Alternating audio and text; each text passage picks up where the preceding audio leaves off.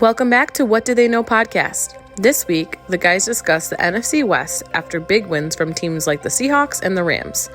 They'll talk about what's going on with the kickers this year and is Coach Dan Campbell being a little too aggressive. But hey, what do they know? What do they know? We are about to find out. Welcome back to the What Do They Know podcast. Nick and Jeff back with you. And I lied last week. I said we were going to be together this week in person, and it just did not happen. Cannot get our stuff to work the way it's supposed to, but we're making the best of it, and ready to get a good episode in front of you. So I'm just going to start out. I'm like, dude, I could not be more excited about my Arizona State Sun Devils. They won the Big 12 championship yesterday. They blew the door off of Iowa State, 45-19, I think it was. Just looked incredible. They actually clinched a bye in the college football playoff. So they play the winner of Clemson and Texas. Right. In the Chick-fil-A Peach Bowl in Atlanta. And that's January 1st, I think, New Year's Day at 1:00. So I couldn't be more ecstatic. Never been this proud to be a Sun Devil ever, I think. Even when I walked and actually graduated, I think this is probably the happiest I've ever been to be an Arizona State Sun Devil. So I'm pumped. Yeah, I mean, ASU, predicted to go 16 out of 16 teams there in that conference. And now they're predicted to have the least percentage to win the whole thing, which I mean is fair in all reality of things. But I mean, 11-2, that record's no joke. And Sam Leavitt, their quarterback, who has just been phenomenal, he was injured in one of their two losses.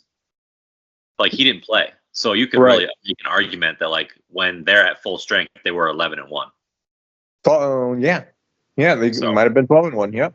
Yeah. So interesting. Oh, yeah, it's a great weekend, and thank God for the Sun Devils, because if I have to watch one more Jet game, I don't know. I don't know how much longer I can do this show.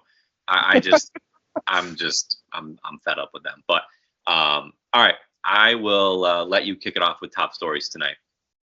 Okay, well, start off. I got the Seahawks. They now all of a sudden have a stranglehold on the NFC West. Obviously, we've talked about NFC West for quite a while, but all four teams were basically in the mix and all jumbled up there. Probably all separated by no more than a game. But now the Seahawks definitely have some breathing room. I think the Rams are now in second place, but they're only behind a game. But the Cardinals are now on a losing streak. The 49ers are right there with the Cardinals at 6-7. But the Seahawks are looking pretty at 8-5. Definitely a lot more of a positive outlook for them. Geno Smith went 24 for 30, 233 yards with TD. Kenneth Walker was out with a calf injury, but Zach Charbonnet came in with 22 attempts, 134 yards, 2 TDs, and 7 receptions on top of that for 59 more yards. So that's production from your backup running back if I've ever seen it. So that's Seattle right now has definitely a team that's looking a lot more scarier than I think we gave them credit for a few weeks back. Their defense is definitely gelling at the right time. And obviously, playing in Seattle is an obstacle in itself. So Seattle right now, if they come out as division winners, they can definitely make some noise there in the NFC.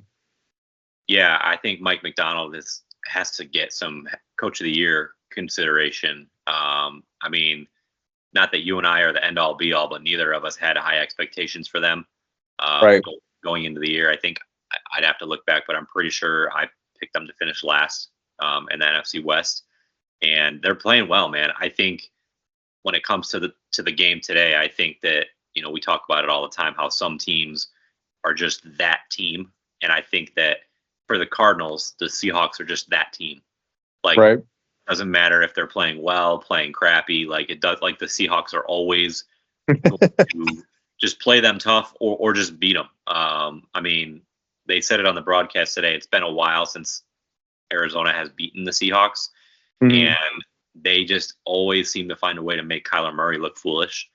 And he did not look good today. I mean, he threw 2 pretty poor interceptions in the first half that really kind of set the precedent for how the game was going to go. Right. And had them playing from behind the entire game. But I mean, kudos to the Seahawks. I think that, I mean, Geno Smith, it can't be understated how well he's playing for the whole season. He's got a phenomenal set of weapons on that team, like that you already mentioned. I mean, Kenneth Walker didn't even play. Zach Charbonnet. I mean, Jackson Smith and Jigba, DK Metcalf. Like that's a, and then you have Tyler Lockett in the slot doing what he does. I mean, that's a pretty dangerous receiving core. And I mean, like you said, a home game in January in Seattle. I mean, anything could happen at that point. So kudos to them. I'll get into it in a few minutes. I'm not sold that they're going to run away with this division from another game that we saw today. But yeah, I mean, I mean, at one point, I think they've won 4 or 5 in a row. I want to say they were 3-4 or 4-4 at one point. I think it's 4 in a row right now. Yeah, so they're playing really good football. Yep, definitely. It's definitely a division to watch for. Honestly, I think I know where you're going with the competitive rival of the Seahawks, which is probably going to be the Rams right now. The Rams are playing good football, and obviously this isn't new to the Rams on the other side of the story. Obviously, last year they racked up however many wins to sneak into the playoffs and make some noise there. Overall, yeah, it's going to be an intriguing division to watch at the end. And then for my second top story, I got a record watch on Saquon Barkley for Eric Dickerson's record. Obviously, I feel like I talk about Saquon every week, but I feel like it's for a good cause because Barkley is just changing the atmosphere and the outlook of the Philadelphia offense in every facet. I feel like Philadelphia is more of a running team now than they have been in the past. Barkley, with today's performance, now passed LaShawn McCoy for a single season record for rushing a single season. LaShawn McCoy set that back in 2013, so it was a record for 11 years. But obviously, with the extra game, it's definitely a lot more likely that Barkley shatters this record. But I mean, he still has to average 120 yards per game over the last 4 to break it. So to me, that's just crazy for Eric Dickerson. That's insane. Especially for a record that's been standing for 40 years, 1984. That's crazy. But for me, Saquon Barkley and that record watch is definitely something to look out for. Yeah, I mean, when you just said that, I was like, dude, I had the same reaction. Like, that is, for him to have the year that he's already had, and then say for the remaining 4 games, he has to have 120 yards a game. Yeah. That's just stupid. Like, what a phenomenal season that Dickerson had. I mean, obviously to set that record. But yeah, Saquon is just, I mean, he's having a phenomenal year. I think that, we could go on a couple different tangents when it comes to him, when it comes to the Eagles, the Giants, what they did or did not do. I mean, it makes the Eagles, this was a perfect signing, perfect spot for him, perfect addition for the Eagles. And on the flip side, I mean, the Giants, they just look like total schmucks. I mean, they really do. Especially hearing the preseason show that they did with their GM and all of his front office people debating whether or not they were going to sign him, whether or not he was worth the money. Right. I mean, it just, to me, it just makes them look just completely incompetent. And I'm here for it. I love it. I think that, kudos to him. I love Saquon. I think that he's as good a person as he is an athlete when you hear him talk. But yeah, I think what he's doing is just ridiculous. And he legit, like, I don't think it's over exaggerating to say that, like, when he gets handed the ball, I feel like he could break it at any single handoff. He could break a touchdown run no matter where he is on the field. Absolutely. Yeah. I mean, the tidbit about the pre-show game that's been sticking with me now is where their GM got like a message about Philadelphia being out. Someone else offered Saquon, and he's like, Philadelphia's out, according to my sources or whatever. It just goes to show how much misdirection there is, in the whole grand scheme of I guess the free agent market and whatnot, agents and all this string pulling. To me, but yeah, that paints the Giants front office in such a terrible light. I can't imagine too many NFL teams signing up to be like the next Hard Knocks or any of these shows that the NFL is trying to present, because this just sets you up for failure. I cannot imagine any positive outlook that these shows give to these teams. I just can't. I tell you, I think I said this on this show, and I know I've told you before, but that version of Hard Knocks far and away was my favorite. Like, not, counting the preseason one they do every year, counting the in-season one that they're doing right now, covering the NFC North, or the AFC North, excuse me. The behind the scenes of the off season in the front office, dude, that was the best. It was especially because the Giants are a little bit of a dumpster fire. Kind of seeing what goes on with the talks that happen. I freaking loved it. I really hope it doesn't turn teams off from doing it. I really hope they do it again. Right. Yeah. I mean, for guys like us who love like the rumor mills and stuff, like trade deadlines are like our thing. We love those. Yeah. I guess a little bit more so than like, I guess the analytics or like the actual like meeting rooms between the teams, because we think of it like through an analytical type of 1-for-1 trade, because we're in fantasy and this has been a thing for us for forever. So it's definitely something I enjoy. I'm just not sure if the teams are comfortable doing this anymore. But hey, we got a good tidbit while it lasted, and it'll probably live on forever, especially as long as Saquon's there in Philadelphia. That's for sure. Yep. All right. So I am going to start off with the counter argument to your Seahawks, which is the Rams. I mean, today, game of the day, them against the Bills. It just wrapped up here shortly with a just incredible performance up by both teams, really. But I mean, they ended up winning 44-42. It was really one of those games whichever team had the ball last, I felt like was gonna win.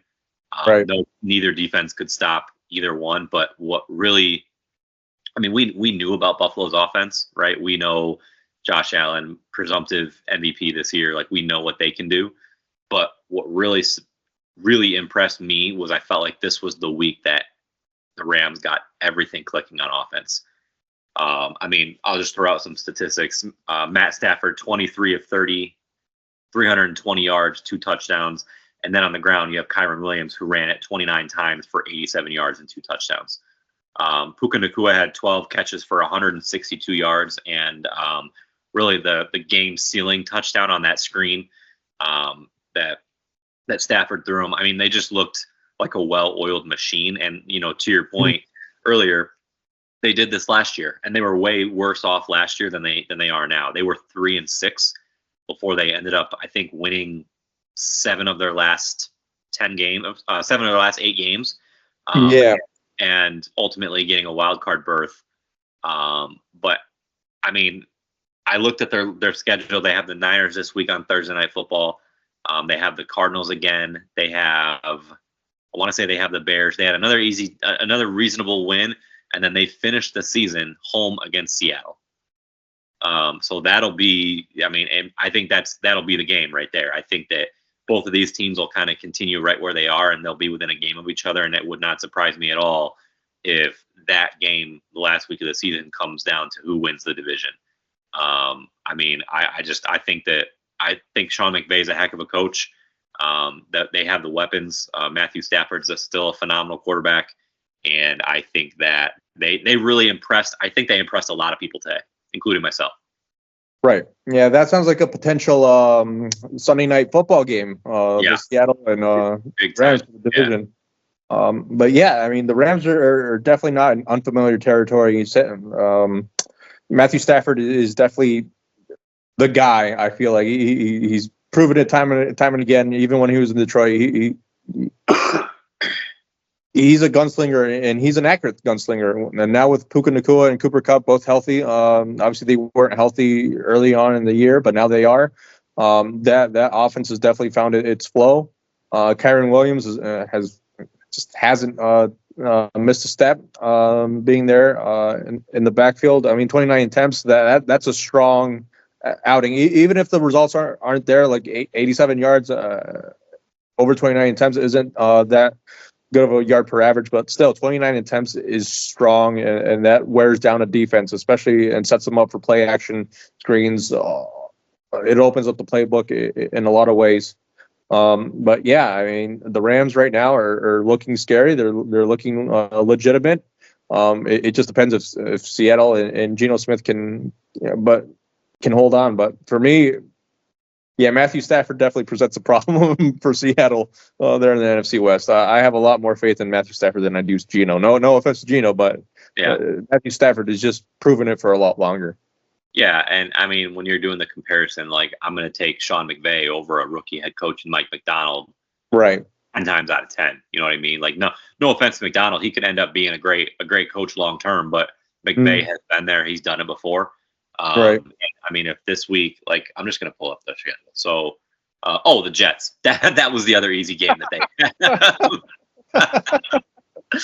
So they play the Niners. They play the Niners Thursday night. Then they go to the Jets.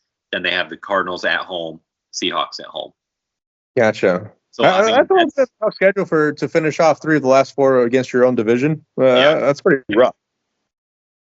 But I mean, if the Rams can do it, they'll be definitely sitting pretty there. They can eliminate some of those teams potentially. I mean, setting the Niners back to 6-8 and the Cardinals to 6. Adding another loss to the Cardinals, who are at 6-7 right now, that's almost a nail in the coffin for both those teams right now. Oh, big time. Yeah, I think the Cardinals are on life support right now, which is really disappointing. Right. Obviously, you know, we're local guys, we're fans of the team, want them to do well, and they gave us a little glimmer, I feel like, of what could be. Yeah, what can be. Yep. When they were 6-4, but I think they've come back down to reality. So. Okay, so I'm just going to go off on a little tangent here. Just one pet peeve, thing this just irks me is when fans specifically can't just say that their team lost. Like, they got beat, like they got outplayed. Like, when fans go on social media and blame specifically referees, it drives me up a wall. Like, there's one guy in particular that I'm friends with, great dude, but he's a diehard Bills fan. Every single Bills loss that I can remember for probably the last 3 years, he has gone on a tangent, on a rant on social media about how the refs blew it. Like today, like, his post was something like, "Oh, the Zebras did it again to JA17," obviously talking about Josh Allen. Like, no matter how good he plays, he can't outplay the referees. It just I actually responded. I engaged with him today, which I never do. Like, I let people say stuff on social media, like, they can say whatever they want. But I finally was like, dude, you're on here every single week after a loss talking about the refs. Every single week. I go, the Bills are not the world's unluckiest team to have the refs screw them every single time they lose. That's just not reality. Like, the Bills lost because their defense couldn't get off the field today. Like, that's why the Bills lost. Like, it drives me crazy when fans, like, think that their team is, like, unstoppable, unbeatable, and the only reason they lost is because someone took it from them. Like, that's just not reality, and it just drives me crazy. I don't know. Maybe that's just a me thing. Yeah, I mean, the Saints should be undefeated for, like, at least a decade by now. I know. Like, and he responded to me. He's like, dude, there was this missed call, and I'm like, it happens every single week in every single game. There are missed calls. Teams get stuff called against them or stuff missed. It's part of football. But those 2 or 3 plays that you just explained to me are not why they lost the game. Right. So no, I hear you. I mean, there are times, like, I think the one time I, like, blamed the refs for anything was that Rams and Saints. That is okay. That is okay. that one pissed me off to the sky. That was rough. Because But that is one singular play Mhm. that completely changed the game, right? I think that's an appropriate time. And here's the thing. I'm not even saying that there are that refs never cost teams games. That's not what I'm saying. Right. What I'm saying is that every single time your team loses is not because of the refs. No, yeah, I hear you.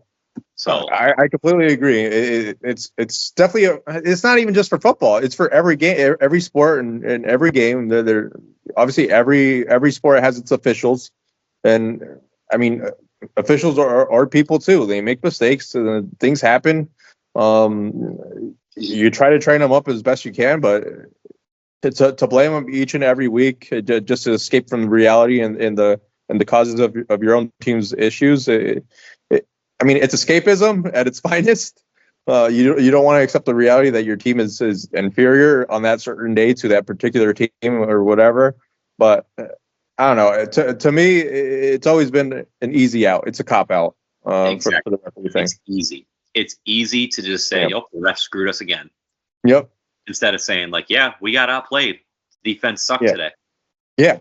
Yeah. I mean, I've been saying the Saints sucked 8 times this year, and I'm not blaming the refs at all. I guarantee I could watch every single Jets game and find missed calls. Right. Hell, I can make an argument that if they had a decent kicker, they could be like 8-3 or you know what I mean? Like you can play that game all day, but like you come to a point where if you're in touch with reality, like, hey, we just lost. Right. Yep. Time to move on type of thing. Yep. So you're saying overreaction. What's that? Are you saying blaming the refs is an overreaction? A big one. I'm trying to lead us into our next segment here. A big one. I got one more story, but yeah, a big one. Oh, okay. So I'm done not talking about the Vikings. Oh, okay. So the Vikings are my second top story. So they moved to 11-2, with just a throat punch to the Falcons. Mm-hmm. Just absolutely crushed them. And Sam Darnold played out of this world. So his stat line today, 22 of 28. So only 6 incompletions, 347 yards, and 5 touchdowns. So that's I mean, that's really good. At what point, like we've talked about the Vikings, I feel like a little bit over the last couple weeks, but dude, they are 11-2 and they're continuing to just dominate teams. I think that we could talk about the Vikings as a whole, but I also think that a really curious story is Sam Darnold, because I think a report came out today that they've had 0 contract extensions, negotiations, talks, whatever, 0 long term. Yeah, at all. So that to me says that they're going to say, "Hey, thanks for this year, and see you later." Right. Which is really curious to me, especially if he goes somewhere and continues to ball out, and JJ McCarthy turns out to be a bust. Mm-hmm. But dude, I think the Vikings are such a curious story because I would make the argument that they're probably the most underrated team in the NFL right now. Right.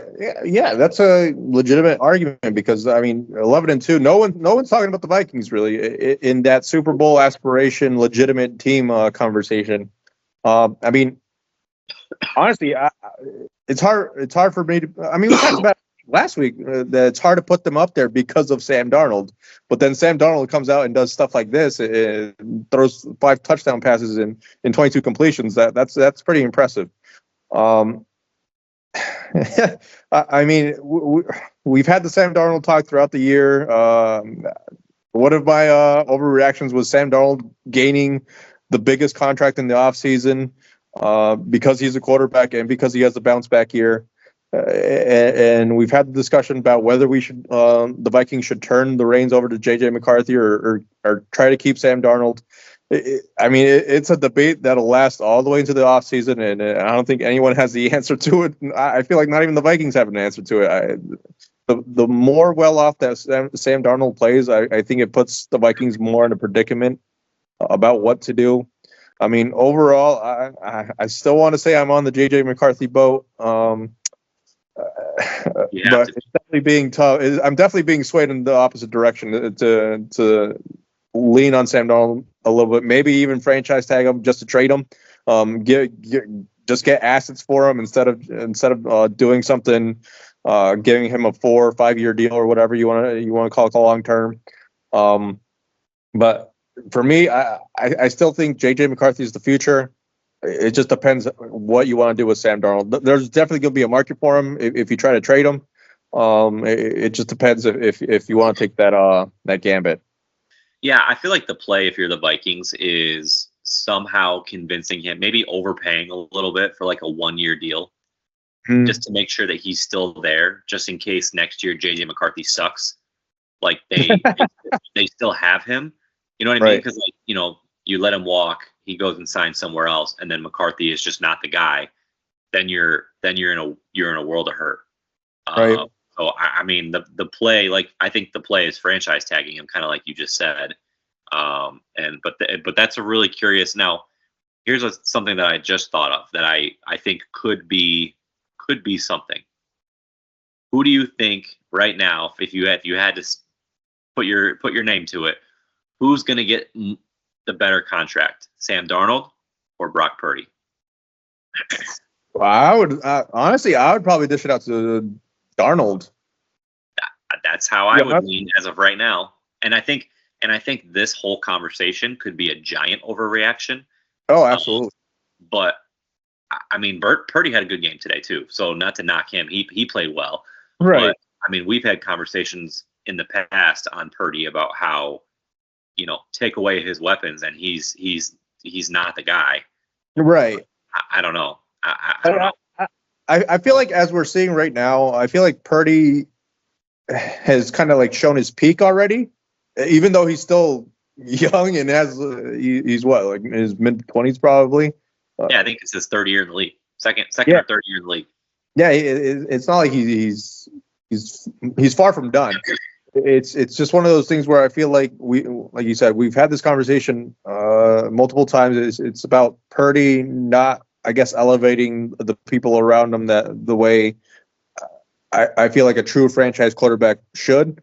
Sam Darnold, I feel like even though he has a lot more experience under his belt, but I feel like this lines up more with like the Baker Mayfield turning your career around type of scenario, Geno Smith type of turnaround where you can invest in this quarterback at maybe not at the premium price of say a Joe Burrow or these franchise quarterbacks that shine as soon as they get in the league. Brock Purdy, on the other hand, I mean, he kind of took a chokehold on the starting quarterback in his rookie year. I think he might demand more money, but I feel like you're a lot better investing that money in Sam Darnold over Purdy. Yeah, I mean, if I'm the Niners, I am not doing anything over $50 million for him. Right. You know what, I think best case scenario is the Daniel Jones contract. 4 years, $160 million. Give him $40 million a year. Give him an opt out after 2 years. That way, like he's just not worth. He's not the top of the market guy. He's not getting $55 million or $60 million a year. It's just not. Right. If I'm the GM, that's just not happening. Right. Yeah. I'm like, I'll draft a quarterback. I don't care what I'm doing. I am not paying you that money.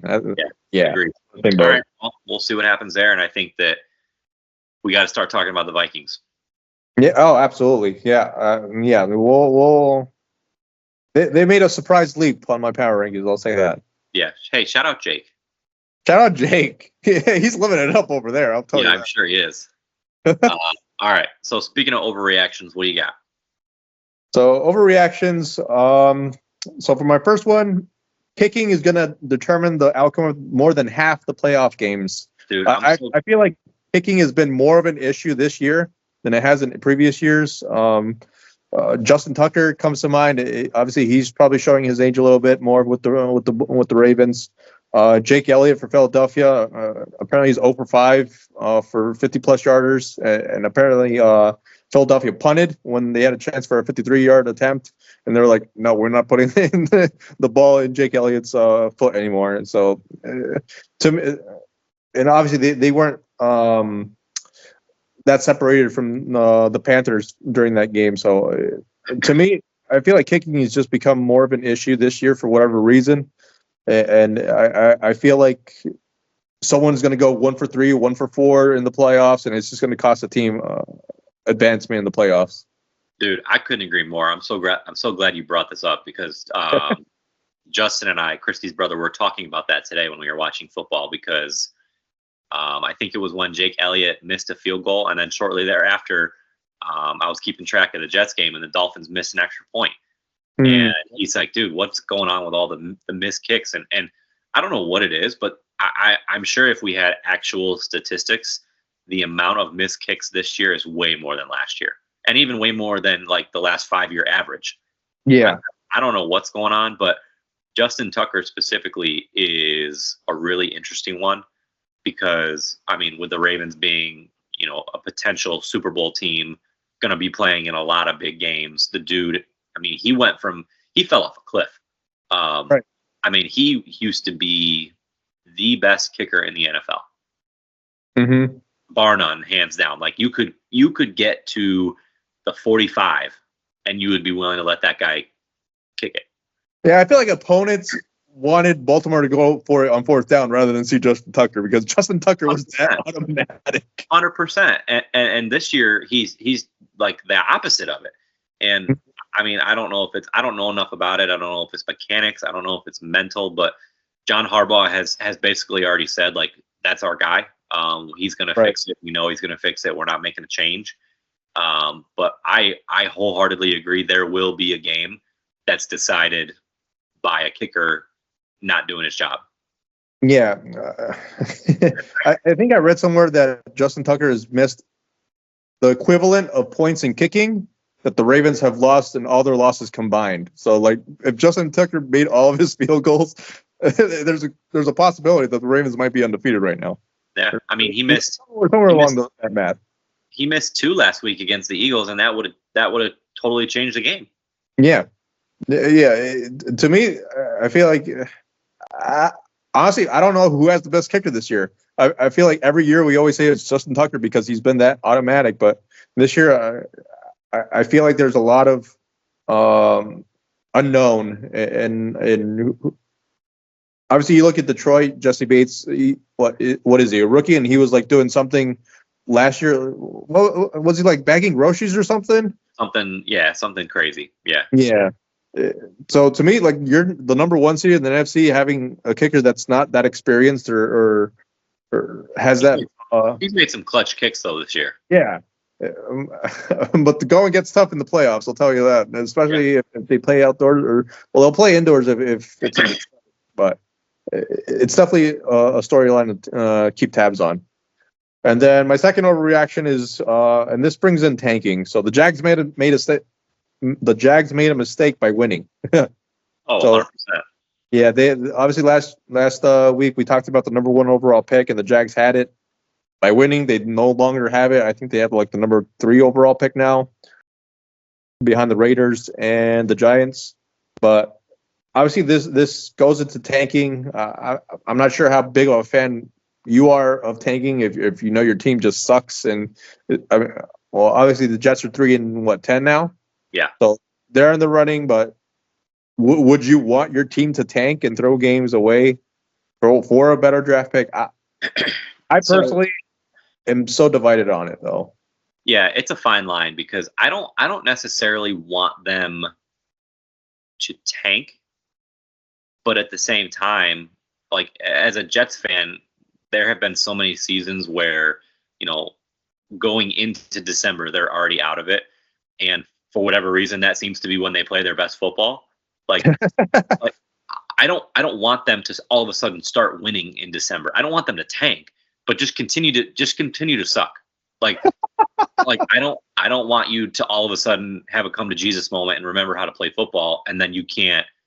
Like, if you remember way back when, 3-4 years ago, the Jets lost out on Trevor Lawrence and ended up with Zach Wilson because they had a random 1 win on the road against the Rams in like week 14. Like that literally cost them Trevor Lawrence. So I don't want that. I mean, just continue to be what you are. You're horrible. Just continue to be horrible. Like, I don't understand why, specifically with the Jets. You got me all fired up now. I'm like, well, why they all of a sudden in December when they're out of it decide to play their best football? Like, yeah, they lost today. Yeah, they lost last week. But these last 2 weeks is probably the best the offense has looked. Like they're figuring it out. They're figuring it out so that the last 3-4 weeks they can jack up their draft picks. Yeah, it infuriates me. Leave it to the Jets to play their best football in December when they're out of it. Yeah, I mean, I've always been like it's hard to root for your own team to lose, but at the same time, you look towards the future and you're like, you know what? Maybe it ain't so bad. Maybe the grass is greener a little bit on the other side. I can rally behind it. I mean, it becomes a point where, like, yeah, if they win, but I don't know. I feel like during this time of year, you kind of root for them to lose. I'm more like 55-45. Like, if they lose, I'm actually probably a little bit happier when they win. So, yeah, it's rough. It is. It really is. But yeah, that's my overreaction. Is hoping your team loses, I guess. Those are two good ones. I like that one. Oh, thank you. All right. So my first one is that Dan Campbell will cost his team a Super Bowl run by being too aggressive in the playoffs. No. So to recap where this is all coming from, Thursday Night Football, Lions, Packers tied at 31 with, I wrote it down. Hold on. 43 seconds left to play. The Lions had the ball on the 21-yard line. It was 4th and 1, and it was tied. So they could have very easily kicked a field goal to go up by 3 and given the Packers the ball with 35-ish seconds left. Mm-hmm. Easy field goal, 35, 36 yards, not difficult. But instead, he decided to go for it on 4th down with the idea that he wanted to get the first down and then wind the clock because the Packers were out of timeouts, right? So they couldn't stop the clock. Right. So what ended up happening is they went for it. They got the first down, and they were able to let the clock run all the way down to like 2 seconds and kick a field goal to win the game with no time on the clock. And Campbell said after the game that he wanted to end the game with the ball. He didn't want to give the Packers any chance to go down the field and kick a game-tying field goal or have something crazy happen and have them win. Right. So it worked out, right? They went for it on 4th down 5 times on Thursday, and they got 4 of them. Now, we sit here because it worked out, and we say we love Dan Campbell. We love the way he plays. His players say that they love it. They want to go out there and perform for him, that he's the guy. He's got, the biggest balls in the world. They say all these things after they win. But if you remember back to the NFC Championship game, he went for it twice and didn't get it, and they ended up losing that game. So right. I just wonder if we're going to see the same thing happen this year, and it would really be a bummer because I love Dan Campbell. I am one of those guys that thinks that he's a boss. Like, he is a phenomenal coach. Would love to play for him. Would run through a wall for him. Love to hear him, speak. But I just wonder if it's going to be a repeat of the same thing last year, and eventually they're going to come up with a situation where they're not able to convert in a big moment. Right. Yeah. I mean, Dan Campbell, I feel like is good for Detroit. He's good for that city. He's good for football in general. Obviously, that aggressiveness, it rallies a lot of not only the players but the fans around him. So for it to not work during the playoffs would definitely be a bummer, as you said. It definitely be. I don't know if it keeps happening. You don't want to say that the players all of a sudden question it or will question him in general. It's just one of those things where you live and die by the aggressiveness. I always think about the Detroit Lions in the terms of alternative to basketball, but like the Steve Nash Suns back in the day, where you live and die by the 3, and you're aggressive. They're this fun team during the regular season, and then come the playoffs, they stumble upon like the Spurs or someone experienced and has more control over the game and the tempo, and all of a sudden you're scrambling just to get something going that you're familiar with. And to me, the Lions, if they stumble upon a team that's pretty great defensively, all of a sudden you have to second guess what you're doing on fourth down, whether you're trusting your offense to get that extra yard to reset the downs or to wind down some clock to finish off a game. Because if you don't get it on that fourth down, on that specific fourth down that you said, you're giving a Packers team that has lit you up for 31 points, very minimal field, just to get into field goal range and to kick the game winner. And that is the sort of decision that can get coaches fired, unfortunately, or at least set them up in the hot seat to get them fired the next year if things do not work out in better ways. So it's give and take with Dan Campbell, especially in those scenarios. Personally, I don't want to see that. I don't want to see what happens if it doesn't happen. I want Dan Campbell to succeed in those type of moments. But if he doesn't, it's definitely going to be interesting to see how the organization and the city, if they keep rallying around him, or if they kind of like saying is him being the person that's holding them back. It'd be rough to see that. Yeah, and I mean, guaranteed it will come up in the playoffs. Guaranteed that there's going to be that moment where he has to decide to take the points to make the quote unquote smart move, or make the decision to do what he does. And right. I mean, you can say, that he's a genius until it doesn't work. Mm-hmm. Then what? I mean, now the flip side of that is, again, this is a completely different comparison because it's the Jets, but the Jets had a similar situation today. They kicked a field goal on 4th and 2 with like 43 seconds left to go up by 3. And the Dolphins were able to kick a field goal to tie it and then go into overtime and ended up winning the game. So, right. I mean, that's kind of what Campbell was worried about. Again, different situation, different teams, the whole thing. But that's a scenario where that's the exact scenario that he was trying to avoid. Right. So I get it. But, it's always great until it doesn't work out. Right. I think a little underrated facet, I feel like, is the creativeness of Brian Johnson, their offense coordinator. I feel like to have that confidence and reliance on him to scheme up something on fourth down each and every single time, to know that, hey, I can go for this because I know he's going to have a play call that's going to work in this scenario. I feel like each and every time he goes for it on fourth down, it just solidifies how much of a head coach, how much head coach potential Brian Johnson is going to have. Obviously, the number one rumor for Brian Johnson right now is Chicago. Yeah.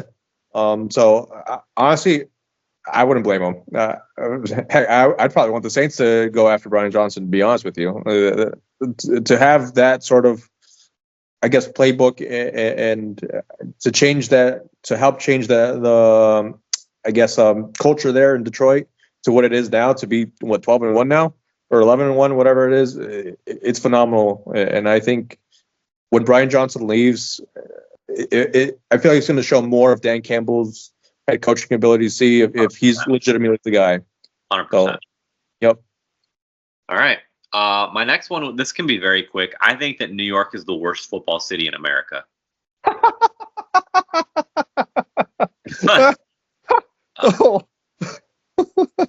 I mean, you got the Jets. You got the Jets at 3-10, who were officially eliminated today for the 14th season in a row, and then you have the Giants, who couldn't kick a 30-yard field goal without it getting blocked, and now they're 2-11. I mean, it's just New York is supposed to be a phenomenal sports town, but these teams suck, and I mean, it's pathetic. The Daboll is going to be gone. The Jets are already searching for a new head coach. I mean, at least the Giants have a history of having a really good ownership group. The Jets, Woody Johnson, he's a train wreck. He can't get out of his own way. He's like Jerry Jones, just not as vocal. Like, he's just the behind-the-scenes quiet version of Jerry Jones, but he has his hands in everything the same way that Jones does. You just don't hear about him in the media. He doesn't have his own radio shows.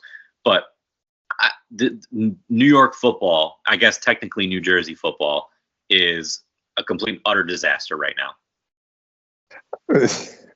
Yeah, I mean, you can't argue it. There's no other city that really has two teams that are as bad as the Jets and the Giants right now. Yeah, overall, I mean, the Yankees just came off a World Series appearance. The Knicks, I don't know where they're standing right now. Be good. Are they pretty good? They're going to be good, yeah. Okay. But yeah, in terms of football, yeah, they're down bad right there in MetLife. The city deserves better. Yeah, the city deserves better. They do. It's just they are not getting it right now. No. Give it time. Give it time. Okay. Okay. All right. Let's get done with that. Power rankings. What do you got? All right. So power rankings. I got the Lions still filling up that number 1 seed. Number 2, I got the Eagles. Number 3, I got the Vikings. And the Vikings finally shot up my power rankings. I put them at 3. I'm done doubting them, I guess. Sam Darnold with 5 touchdowns today has definitely changed my light on them. Number 4, I got the Chiefs holding steady there, and then number 5, I got the Bills. So the Bills dropped 2 places, but respectable. They put up a heck of a comeback attempt there against the Rams. I mean, it's one of those games where you know it's bound to happen, where it's kind of like a letdown game. But the Rams obviously are turning it on at the right time. It just, I'm not surprised by it, and I'm not going to dock the Bills too much for it. Yeah, so I kept the Bills where they were for me personally. Like this today told me way more about the Rams than it did the Bills. Right.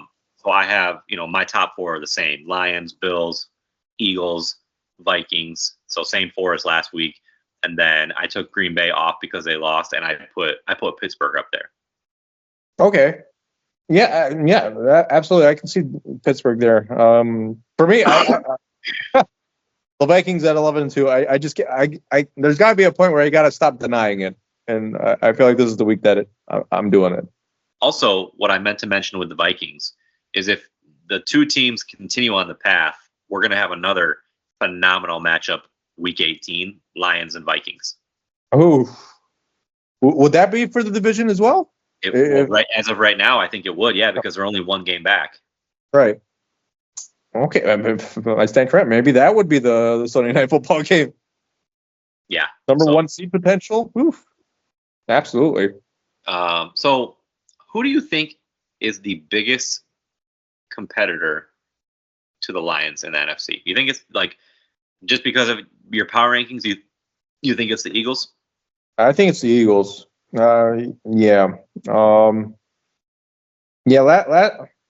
to think. Obviously, you have the Vikings. The Packers gave them a hell of a wallop right there. But the Eagles, I feel like they're just in another dimension. Even though they're not blowing out opponents in the way that I guess a dominant team would. I mean, they beat the Panthers by 1 score, I think. But Saquon Barkley, AJ Brown, Devontae Smith, that's a trifecta there that holds steady with the best of them. Jalen Hurts is definitely not been a liability by any means. He's definitely put up top 5 quarterback numbers over there in Philadelphia. To me, the Eagles are sneaky good, I feel like, and they're 11-2 as well. Yeah. I think Philadelphia definitely poses the greatest threat there in the NFC. So I'm really starting to change my tune. I really think that it's the Vikings. The Vikings. And here's why I say that. So the Eagles, their offense runs, no pun intended, through Saquon Barkley, right? They are a ground and pound team. I wonder what's going to happen when they inevitably face the Lions, and the Lions can score in like 30 seconds. Like the Eagles don't have that explosive. Like Jalen Hurts threw for 108 yards today. 108. Like that. You need to throw for more. That is not going to work against the Lions. Whereas I feel like the Vikings have the offensive style, the downfield, quick, huge pass game to really compete with the Lions. I don't know that the Eagles do. I don't know if they can generate enough explosive plays through the pass game to keep up with the Lions. I really don't. It's an interesting argument because, I mean, when it comes to ground and pound teams, I feel like they control the tempo a lot better than explosive teams like, say, the Vikings, I suppose. Because if you try to beat a team like the Lions in their own game, trying to high and fly them, run them out of the building, so to speak. I mean, that's the Lions' game. I feel like the Eagles have a better chance of keeping the Lions' offense off the field by running the ball effectively with Saquon. Like Jalen Hurts, yes, 108 yards passing. It's a little rough, but obviously he's a dual threat quarterback. And I feel like I have a little bit more reliance on Jalen Hurts not turning the ball over a little bit more than Sam Darnold, because Sam Darnold definitely had a little bit of stretch there where he was had 6 turnovers over the stretch of 3 games, something like that. So to me, I feel like Jalen Hurts is a little bit more careful with the ball. Whether that's going to help or whether that's better or worse in the playoffs against the Lions, I don't know. Sam Darnold is definitely going to try to thread the ball and definitely going to try to keep pace with the Lions. I just don't know if that's going to cost them the game overall. Yeah, I'm curious. I mean, I can't wait for the playoffs to get here. I'm curious to see how it plays out. But yep, absolutely. All right, we will wrap it up again with our picks. So once again, I sucked.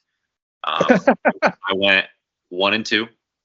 So what did I do last week? My lock was correct. I got the Dolphins over the Jets. My upset was Chicago over San Francisco, which was an utter disaster.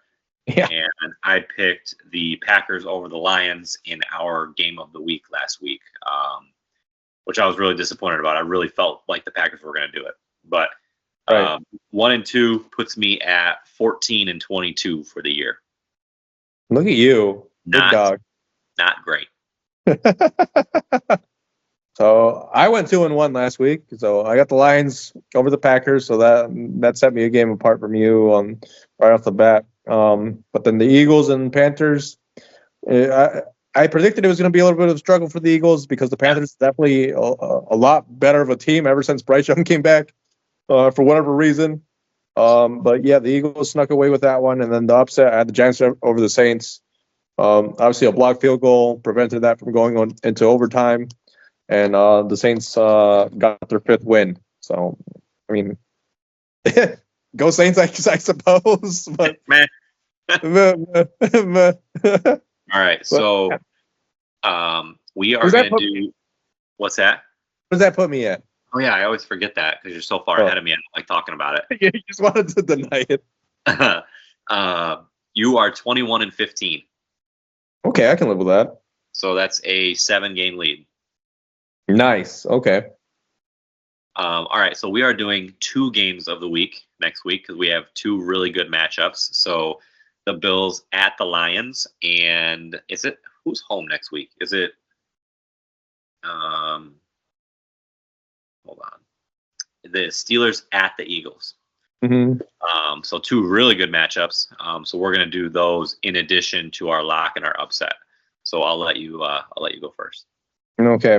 So both these games, I have no idea. Honestly, I was not convinced either way on either of these games.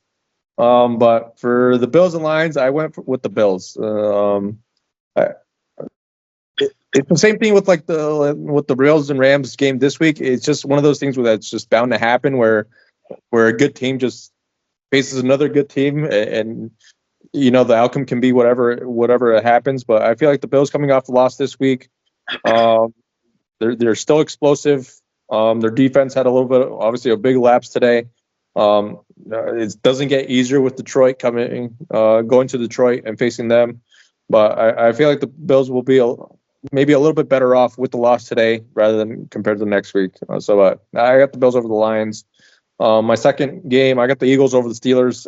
This one, I was back and forth. I could not convince myself one way or the other with it. Obviously, the Steelers have a great defense, and their offense is coming along pretty fluently. But the Eagles, I don't know. There's just something about the Eagles that I can't escape from. Maybe it's that Saquon Barkley magic. I don't know. But as of right now, I got the Eagles over the Steelers. Okay. For my lock, I got the Ravens over the Giants. I feel like the Giants are kind of down and out. For my upset, I got the Dolphins over the Texans. Obviously, we talked about last week how the Dolphins beat bad teams and are terrible against good teams or teams with winning records overall. But we've kind of put the Texans on fraud alert for quite a while now on this show. So I feel like this is a good time for the Dolphins to kind of take advantage of a very suspect Texans team. Yeah, and it's a dome, so you don't have to worry about weather. Yep.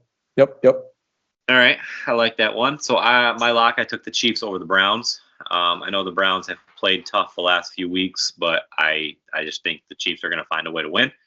So I took the Chiefs over the Browns, and I'm doubling down on picking against my team. So my upset is the Jags over the Jets. Wow.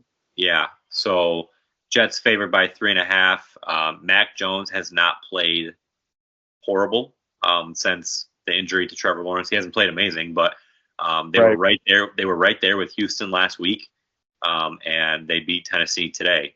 So who knows? It's in Jacksonville. We'll see if the Jags can mess up their draft position even more and win. But now that I say that, it's December and the Jets will win. So I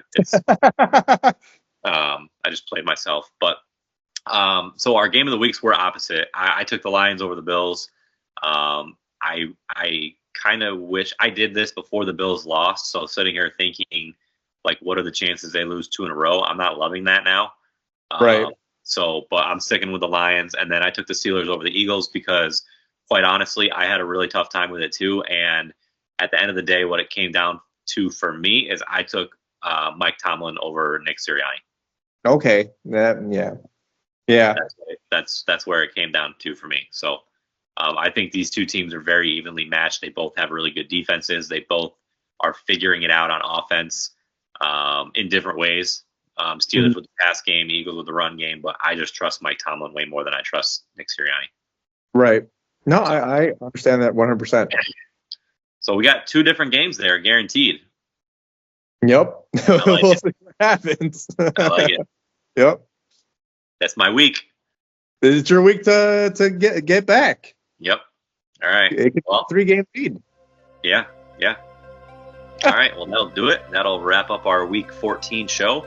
Hope you guys enjoyed, and we will be back next week for one more episode before Jeff goes on vacation. Yep, absolutely. Thanks for listening to What Did They Know podcast. Make sure to follow us on all of our social media outlets to see future episode details, and don't forget to send in any questions or topics that you want to see the guys discuss in their weekly episodes to come.